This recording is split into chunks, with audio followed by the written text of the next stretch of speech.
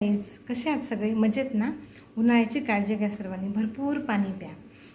उन्हाळा असल्या कारणाने मी शरीराला थंडावा देणारी अशी खजूर आणि चिंचपासून तयार होणारी चटणी आपल्या चॅनलला घेऊन आलेली आहे.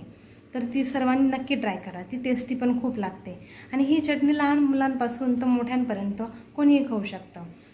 केमिकलयुक्त सॉस देण्यापेक्षा ही केमिकल विरहित अशी चटणी देणे अतिउत्तम. आणि सकाळी लहान मुलांच्या टिफिनला जर घाई झाली तर एक छोटी पोळी टाकून त्याच्यावर चटणी लावली तर आपलं काम भागून जातं.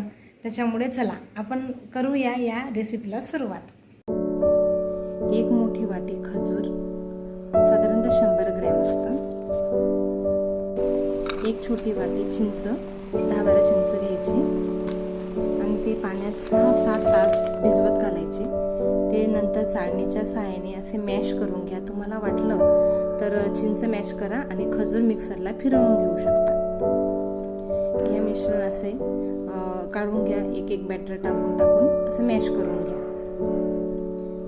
ज्या कढईमध्ये आपल्याला मॅश करायचे म्हणजे चटणी तयार करायची त्याच कढईत मॅश करायचं, म्हणजे भांडे जास्त भरत नाही.